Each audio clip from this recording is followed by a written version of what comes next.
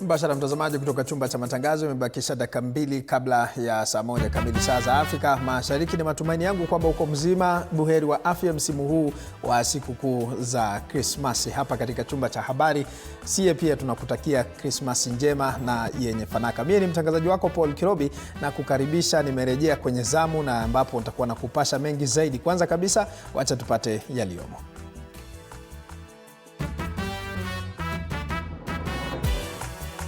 Yaliyomo kwenye TV47 wikendi.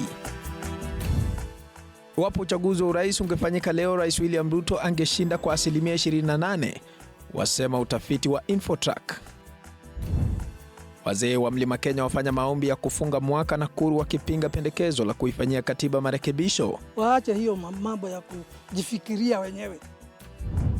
Rais William Ruto asema mpito wa gredi ya 10 utakuwa shwari mwaka 2026, akiahidi kutoa ufadhili zaidi na kuwaajiri walimu kufanikisha mpito. Na Wakenya waombwa kutonunua wala kutumia dawa bila maagizo ya wataalamu wa afya.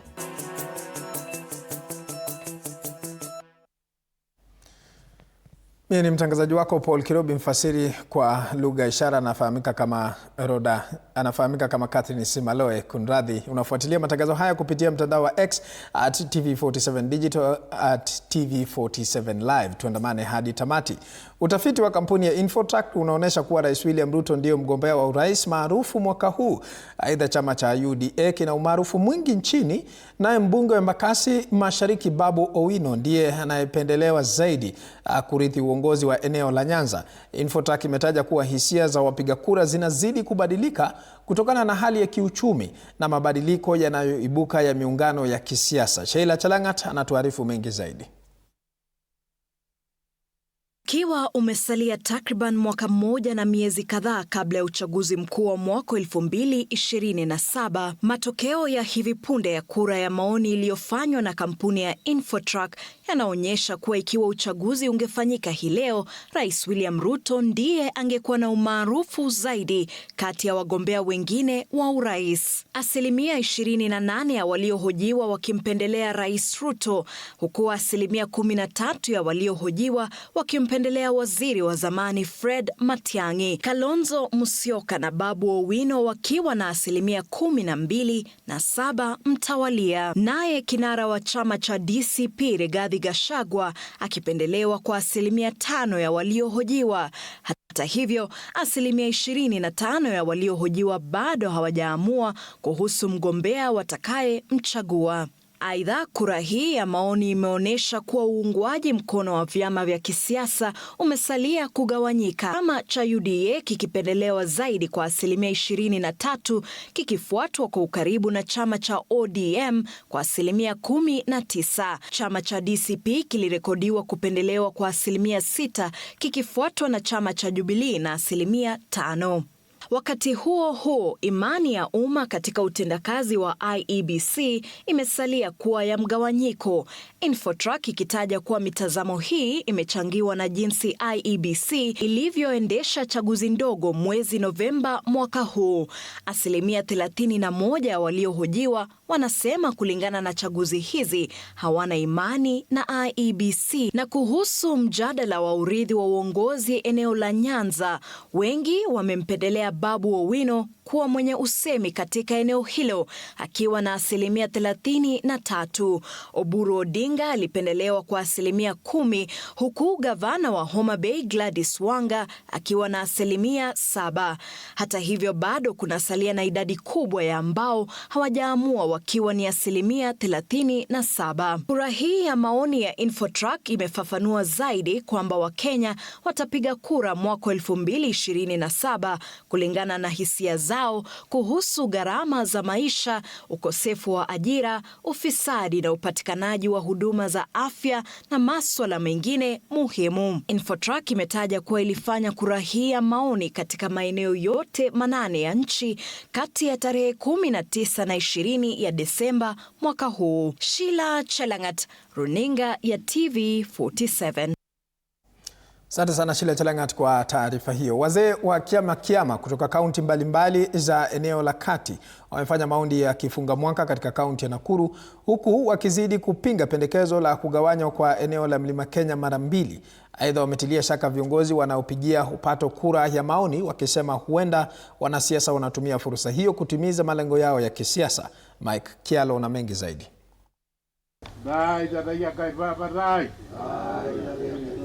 Walianza kwa kufanya tambiko maalum ya utakaso kwa waliohusishwa kwenye maombi, kisha moto maalum ukifukizwa ulioandamana na maombi yaliyoelekezwa Mlima Kenya, kabla ya kondoo wawili wa kiume kutolewa kafara.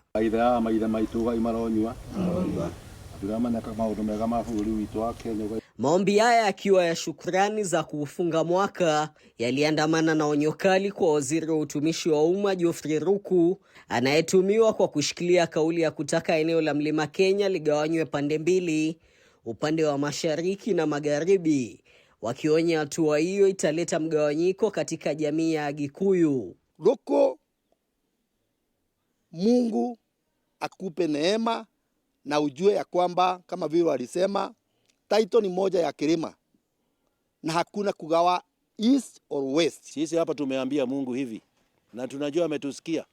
Aambie huyo mtu, huyo leader huyo, aambie kwanza amkate mara mbili. Kitu ya kwanza, ukitaka kukata mlima, kata kwanza Mungu, kwa sababu sisi wote hizo makabila ziko hiyo area. Tunajua kwa haki kwamba Mungu yetu anaishi kwa hiyo mlima. Aidha, wamewataka Wakenya kuwa waangalifu na wanasiasa wanaotaka kura ya maoni, wakisema huenda wakaendeleza ajenda zao za kujibunia nyadhifa zaidi Wakenya wanapozidi kukumbwa na ugumu wa maisha. Tumesikia Mudavadi juzi akisema habari ya kubadilisha katiba, habari ya kujiwekea viti. Tafadhali Mungu awasaidie, amtoe kwa hiyo hali. Mungu sikubali hawa watu wapindue katiba. 2026, 2027 tupate haki yetu ya kupeana kura zetu, tuchague new leadership. Wajua wakipitisha sheria wanapitisha on behalf ya watu wa Kenya wote, kutoka mkulima mdogo mpaka tajiri mkubwa. Vilevile wamewataka Wakenya kudumisha amani taifa linapoelekea katika msimu wa siasa, huku wakizidi kukashifu umwagikaji wa damu ya vijana kwenye maandamano ya Gen Z. Ndio ilifanya leo tufanye maombi ili hii mwaka ambaye unaisha kesho kutwa, mambo ile ilikuwa huko nyuma iwachwe, twende na mambo mpya. Mike Chalo, TV47.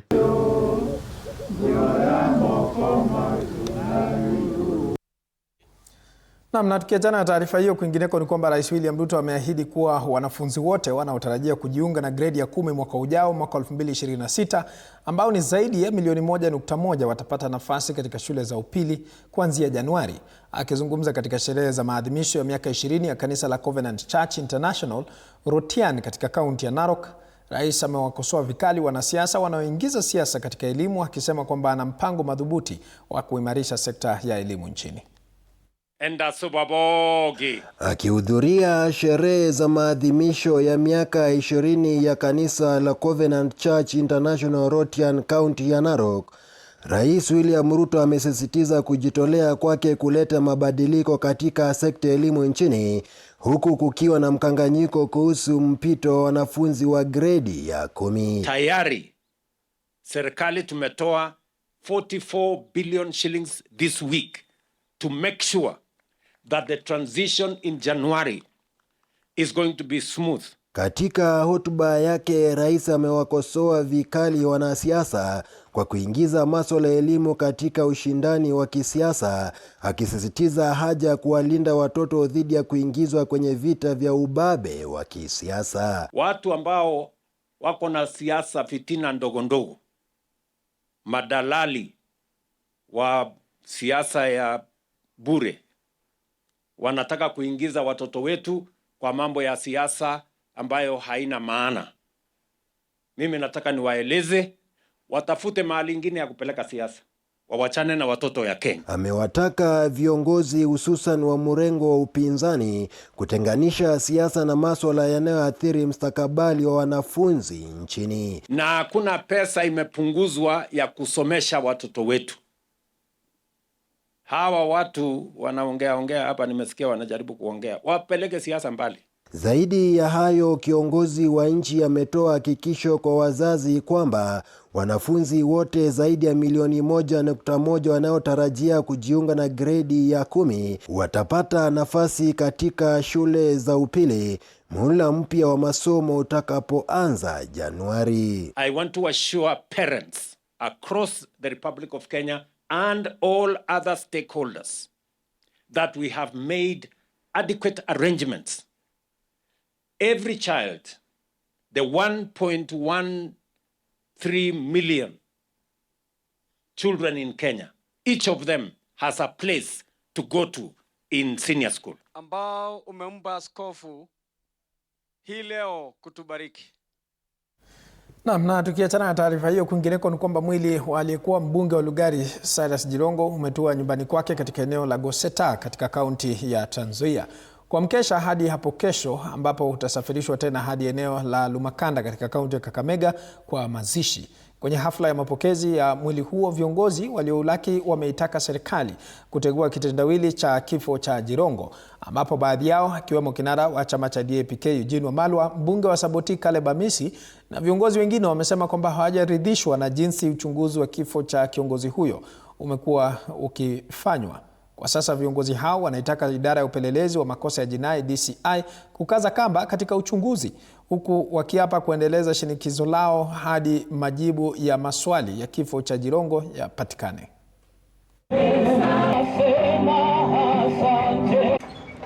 We expect the government, none other than the president himself, who was a close friend of Cyrus, to have pronounced himself on this incident. He has not up to now said anything about the circumstances surrounding the death of Cyrus Jirongo. We are not going to leave it lying. And that's why people are mentioning of torch. People are threatened by torch. Just a simple torch. People cannot even appear here because they are fearing the torch.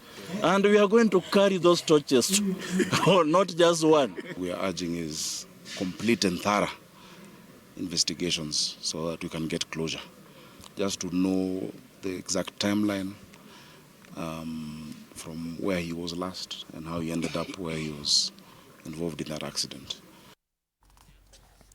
Na tukisalia katika masuala ya siasa, chama cha Ford Kenya kimejitenga na mwaniaji wa ugavana katika kaunti ya Bungoma na ambaye pia ni mbunge wa Westlands Tim Wanyonyi, baada ya kutoa semi jana kuwa hajui chama atakachotumia, ila anachojua hatatumia chama cha Ford Kenya. Wanji Sosti na mengi zaidi. But the only chama is Ford Kenya. Ni sauti ya mbunge wa Westlands Tim Wanyonyi akizungumzia uaniaji wa ugavana kupitia chama cha Ford Kenya, ila hajui atakachotumia katika uchaguzi mkuu wa mwaka 2027. Ujio wa Wanyonyi uliungwa mkono na takribani 90% ya viongozi wa kaunti ya Bungoma, wakiwemo wale wa chama cha Ford Kenya. Semi zake Wanyonyi zimeshtumiwa na viongozi wa chama hicho wakiongozwa na katibu mkuu John Chikati, ambao wanasema kuwa Wanyonyi sio mwanachama wa chama hicho na semi hizo zinalenga kuwadhalilisha. At no time have we talked with Tim Wanyonyi either at management level of Ford Kenya or in a structured way that he is going to be our governor and we are going to campaign for him. We are so shocked that he is saying that he is not going to buy on a Ford Kenya ticket as if he is a member of Ford Kenya. Kama mtu anadai kupigana na chama cha Ford Kenya, he is fighting a losing battle. Tulikuwa tunatafuta mtu ambaye ama kiongozi ambaye anazaleta vyama vyote pamoja, anazaleta wanabungoma pamoja, anazaleta kabila zote pamoja. Lakini rafiki yangu Mheshimiwa Tim ameonyesha kwamba is not the person that we thought he is. Kitu ya muhimu ni kwamba mheshimiwa umetuondolea muziko ambao ulikuwa mapekani mwetu. Kwa hivyo sisi kama chama cha Ford Kenya tuko kangari na tutahakikisha ya kwamba hata na sisi pia hatukuhitaji. Seneta wa kaunti ya Bungoma Wafula Wakoli amesema kuwa uongozi wa serikali ni zaidi ya usuhuba wa kifamilia, akilenga uhusiano wa Spika Moses Wetangula na mbunge Tim Wanyonyi ambao ni ndugu, na kuhakikishia wafuasi kuwa chama hicho kitateua mgombea atakayechukua hatamu za uongozi baada ya gavana Kenneth Lusaka. Na siasa ya ugavana katika kaunti ya Bungoma si siasa binafsi ya mtu na nduguye, hapana. Uongozi wa chama, uongozi wa kaunti ni zaidi ya undugu na usuhuba watoka nitoke. Uongozi wa serikali ama uongozi wa serikali ya kaunti ni tofauti sana na hisia za kibinafsi. Ford Kenya is going to have its own candidates who will face nomination. Wametupilia mbali kauli ya kuunga Wanyonyi mkono alipotangaza azima yake, wakisema kuwa ulikuwa mkutano wa kusikiza maono ya uongozi wa kaunti hiyo, wakiahidi kumubwaga ifikapo mwaka 2027. We were not there as Ford Kenya. We were all as different political parties and he wanted our support. Alikuwa anatuambia azma yake ya kuania ugavana, lakini hakuna wakati wowote tulimwambia tunamuunga mkono. Then jana kilibu yake akiongea, is so very bitter with Ford Kenya. Wanji Sostin, TV47, kaunti ya Bungoma. Naam, taarifa yake Wanji Sostin kwa sasa itatupeleka katika mapumziko mafupi, lakini tukirejea tunakuja na mengi zaidi, ikiwa imekatika dakika 14 baada ya saa 1 kamili. Usibonyeze kidude.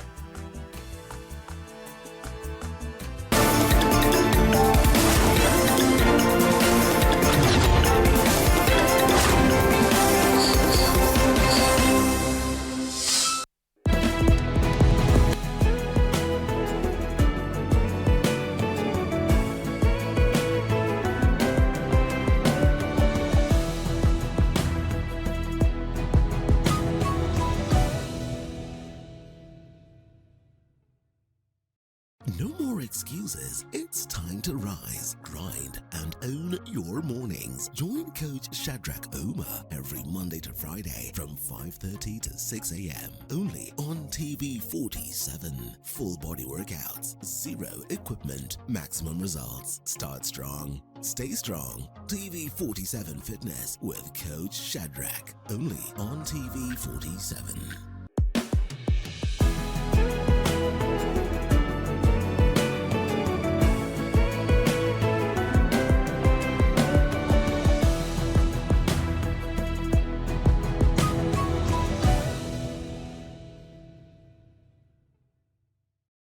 Looking for the perfect way to kick off your weekend? Pole. Hiyo ni salamu ya Mluya kabisa. Tune in to Friday with Betty, the most exciting show on TV. Betty, one tear gas.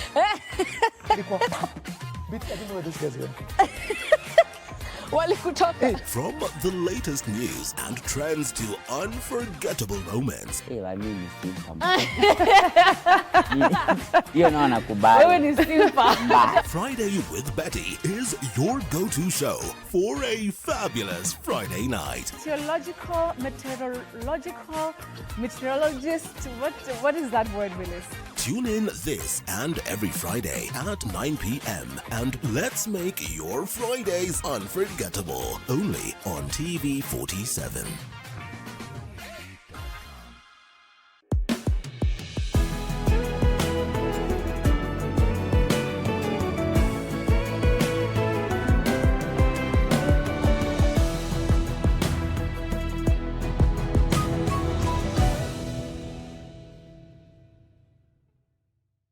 Enjoy uninterrupted live streaming of your favorite programs on TV47 and Radio 47 on the go with our new mobile-friendly website. Experience the future of broadcasting. Visit www.tv47.digital or scan this QR code and stream your way to endless news and entertainment. Welcome to the home of untold stories.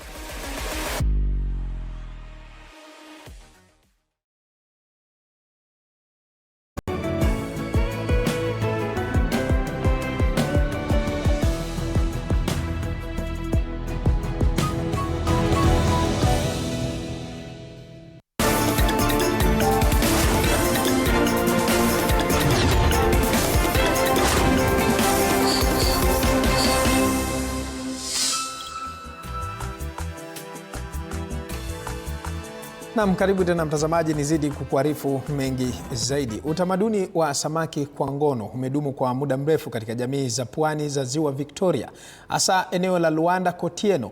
Tukio hili la kihistoria limechangia pakubwa ongezeko la maambukizi ya ugonjwa wa ukimwi na magonjwa mengine ya zinaa. Kama anavyotuarifu mwandishi wetu Muthoni Brenda, hatua mpya za kijamii na bora sasa zinachukuliwa kupambana na tabia hii, zikilenga kulinda wanawake na kuhakikisha fursa sawa katika biashara ya samaki.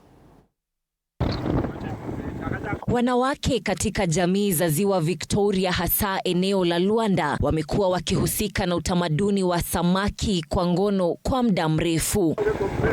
Utamaduni huu huhusisha mahusiano ya ngono kati ya wanawake wanaofanya biashara ya kuuza samaki na wavuvi. Wanawake kwa kawaida wanatawala katika uuzaji wa samaki, lakini wanapata uafikiaji mdogo wa ala za uvuvi, hali inayowalazimisha wengi kuingia katika makubaliano haya hatarishi ili kupata hisa za kuuza.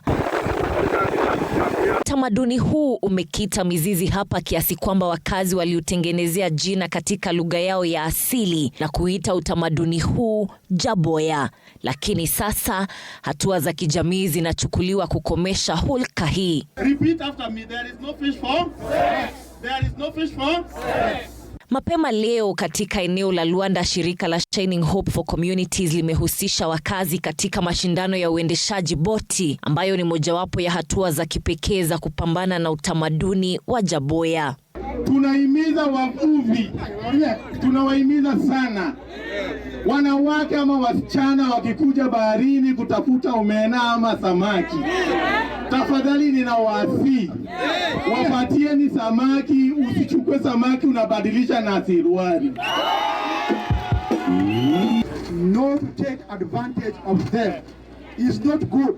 Wavuvi wameombwa kutoa samaki kwa njia ya haki na kuepuka utamaduni huu ambao umechangia ongezeko la maambukizi ya ugonjwa wa ukimwi. Utafiti wa Baraza la Kitaifa la Kudhibiti Magonjwa Sugu uliotolewa hivi majuzi unaashiria kuwa maambukizi ya ukimwi katika jamii zinazoishi karibu na ziwa ni takriban 26.2, kiwango ambacho ni kikubwa. Na huyu mwenye ameleta hichi kipao, please thank you and may God bless you. Another day, bring like that. Amen.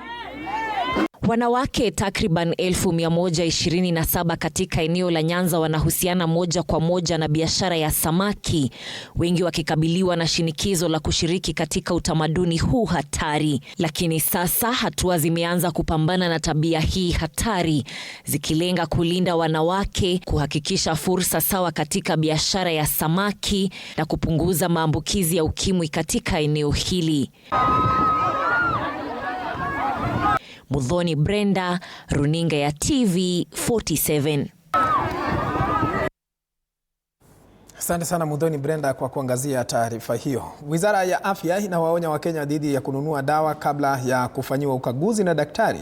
Katibu wa Afya Mary Muthoni amewataka Wakenya kutonunua dawa bila idhini ya daktari, akisema kwamba jambo hili linaweza kuathiri afya yao. Katibu huyo amezungumza haya leo Jumapili katika kanisa la ACK Gichonjo Gichugu katika kaunti ya Kirinyaga, huku akisema kuwa ununuzi wa dawa bila idhini ya daktari umechangia katika ongezeko la visa vya saratani ambavyo havigunduliwi mapema. Aidha, Muthoni amewahimiza Wakenya kufanya uchunguzi wa mara kwa mara na kuendelea kujisajili kwenye bima ya afya ya SHA.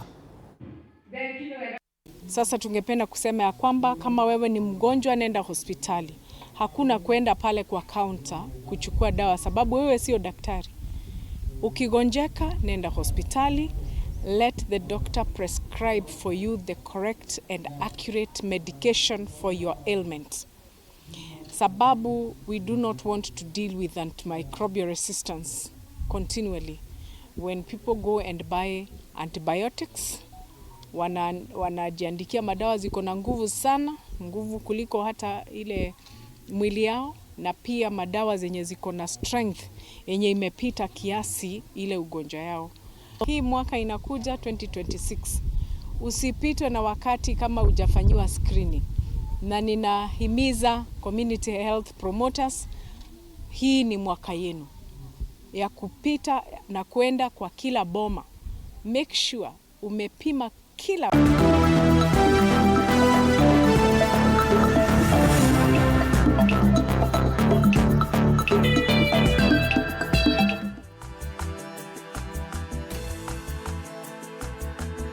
Tukiingia michezoni kwamba AC Milan imeandikisha ushindi wa mabao matatu kwa nunge dhidi ya Hellas Verona leo jioni kwenye ligi kuu ya soka.